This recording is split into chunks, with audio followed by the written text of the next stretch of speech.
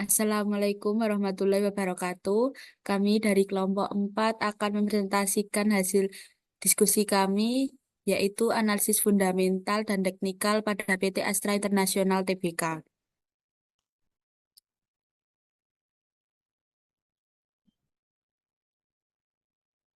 yang beranggotakan Laila Nur Azizah, saya sendiri Siska Yolanda Putri, dan Anfil Ayuning Tias.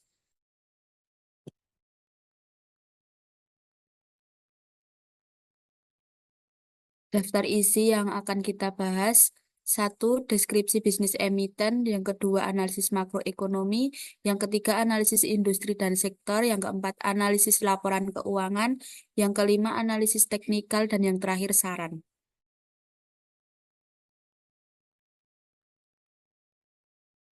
Yang pertama, PT Astra International Tbk.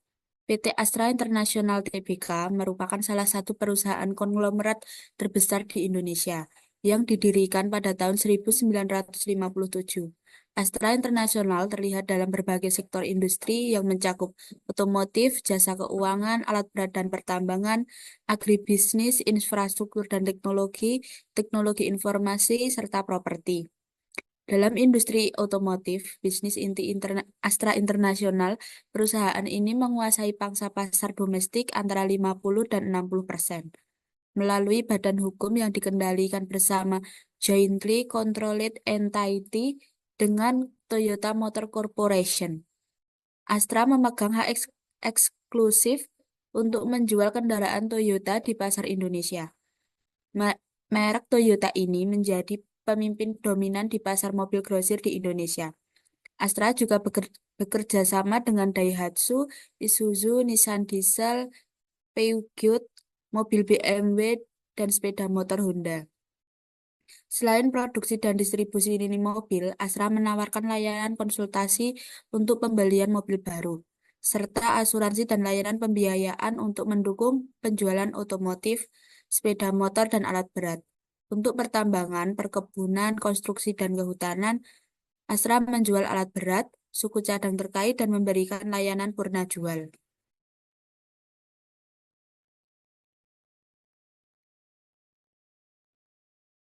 Yang selanjutnya, analisis makroekonomi.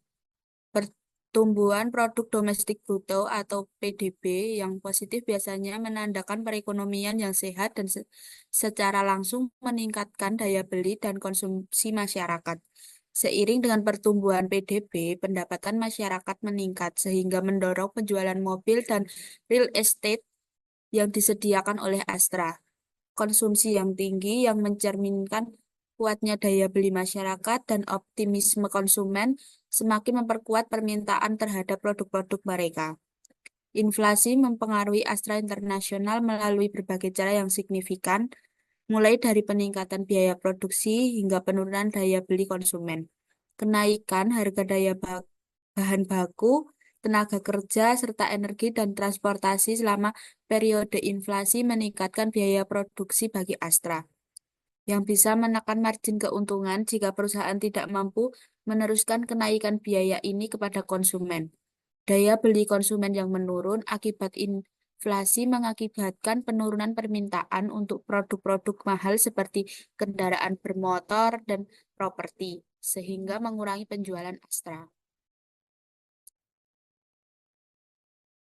Selanjutnya, analisis makroekonomi perusahaan Astra Internasional melalui faktor kebijakan fiskal dan moneter menunjukkan bagaimana kinerja perusahaan ini sangat dipengaruhi oleh tindakan pemerintah dan bank sentral.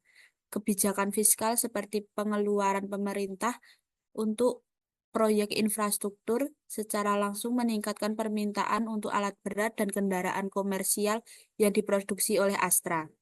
Secara keseluruhan, pertumbuhan ekonomi yang stabil dan positif, inflasi, serta kebijakan fiskal dan moneter akan berdampak positif terhadap permintaan terhadap produk dan jasa yang ditawarkan Astra. Namun, perusahaan harus siap menghadapi tantangan yang muncul saat perekonomian sedang melambat.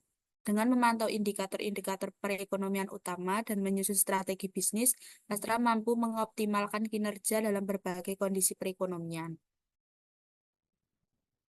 Selanjutnya, Analisis industri dan sektor.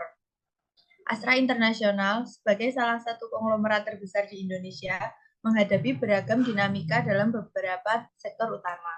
Industri otomotif, Astra memainkan peran kunci dalam produksi, distribusi, dan layanan purna jual kendaraan roda 2 dan roda 4. Tantangan utama di sektor ini meliputi penyesuaian dengan tren global menuju kendaraan ramah lingkungan dan teknologi otonom.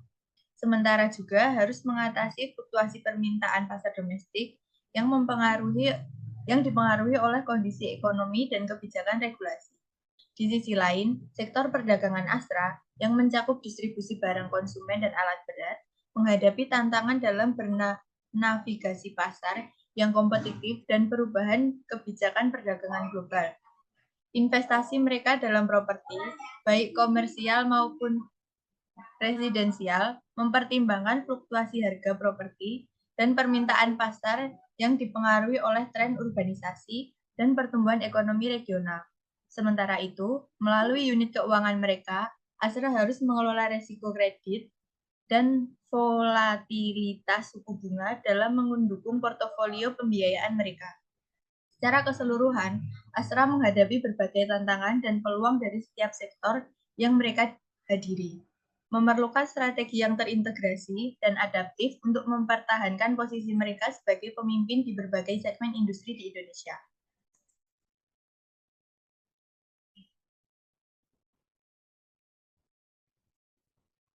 Selanjutnya, analisis laporan keuangan.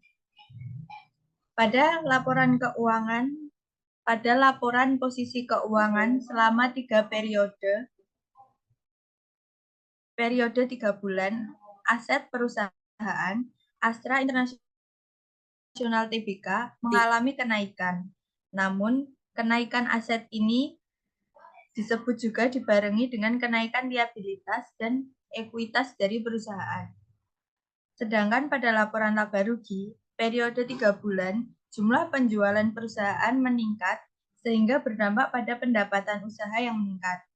Namun, pendapatan operasional perusahaan menurun yang mengakibatkan laba bersih perusahaan ikut serta menurun. Sedangkan pada laporan arus kas, pada periode ini perusahaan mengalami penurunan pada kas aktivitas investasi. Namun kas aktivitas operasi mengalami peningkatan, sedangkan kas dari aktivitas pembiayaan mengalami peningkatan yang akhirnya berdampak pada penurunan dari kas bersih perusahaan. Pada biaya modal perusahaan, dari tabel di atas, dapat dilihat tingkat modal rata-rata Astra Internasional adalah 16,79%, dengan rata-rata cost of debit-nya sebesar 1,55%. Sedangkan untuk tingkat rata-rata pajaknya adalah 85,71%. Dan untuk tingkat ekuitas rata-rata sebesar 83,29%, dengan rata-rata tingkat cost of equity-nya 11,28%. Dari data tersebut, maka dapat diperoleh WACC dengan rata-rata 29,75%.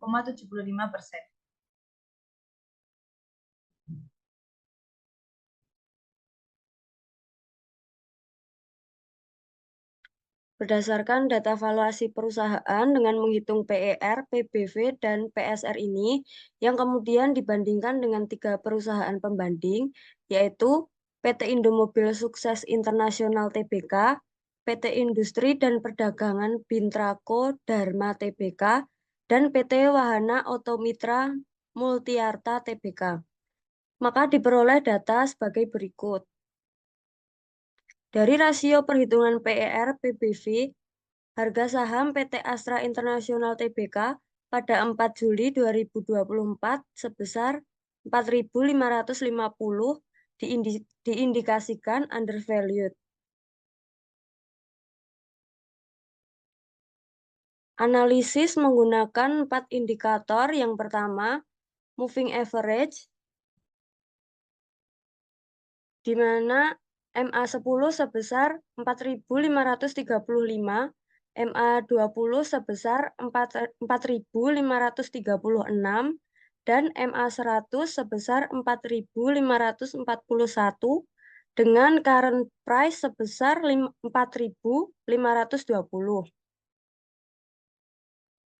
Harga saham saat ini sebesar 4.520 berada di bawah semua moving average yang mengindikasikan tren bearish dalam jangka pendek dan menengah. Garis MACD menunjukkan angka Rp2,6564 dengan signal line sebesar negatif Rp7,6881 dan histogram sebesar Rp10,3445. Dari data di atas garis MACD berada di atas garis sinyal, namun keduanya berada pada wilayah negatif, yang menunjukkan meskipun mungkin terdapat persilangan bullish jangka pendek, tren keseluruhan masih bearish. Histogram yang negatif menunjukkan bahwa meskipun ada potensi pembalikan jangka pendek, momentum bearish masih sangat kuat. Selanjutnya, Relative Change Index berada pada angka 41,1276 rupiah. RSI di bawah 50 menunjukkan bahwa saham berada dalam tren bearish. Meskipun RSI belum memasuki wilayah oversold di bawah 30, posisi RSI saat ini mengindikasikan bahwa adanya tekanan jual yang signifikan dan momentum bearish yang masih dominan. Selanjutnya, Stochastic Oscillators, di mana K 28,5714 dan D sebesar 41,9048, di mana K di bawah D menunjukkan bahwa momentum bearish masih kuat. K mendekati wilayah oversold di bawah 20, namun saat ini masih di atas 20 yang menunjukkan bahwa saham memiliki ruang untuk penurunan lebih lanjut.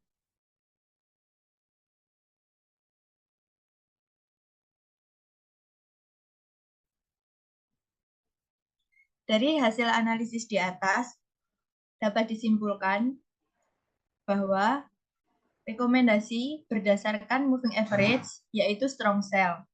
Berdasarkan MACD, sell atau hold saham. Berdasarkan RSI, sell atau hold saham. Dan berdasarkan stokastik, sell atau hold saham. Yang terakhir adalah saran. Dari hasil analisis di atas, untuk investor yang sudah memegang saham Astra International Tbk, rekomendasi hold adalah tepat. Karena perusahaan memiliki prospek pertumbuhan yang baik dan manajemen yang kuat.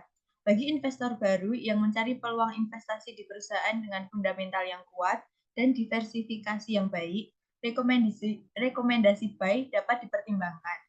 Dengan catatan untuk tetap memantau kondisi makroekonomi dan regulasi yang dapat mempengaruhi kinerja perusahaan. Sedangkan berdasarkan analisis teknikal dari berbagai indikator MA, MACD, RSI, dan Stochastic Oscillator, saham Astra International Tbk atau ASII saat ini menunjukkan tren bearish yang kuat. Semua indikator indikasikan bahwa tekanan jual masih dominan dan belum ada sinyal pembalikan yang cukup kuat untuk merekomendasikan pembelian. Bagi calon investor Astra International Tbk, sebaiknya menunggu terlebih dahulu untuk saat ini, karena hasil analisis fundamental dan teknikal di atas, saham saat ini berada pada situasi yang kurang stabil untuk dibeli. Sehingga rekomendasi yang paling bijak adalah menunggu hingga kondisi saham masuk ke arah yang lebih stabil.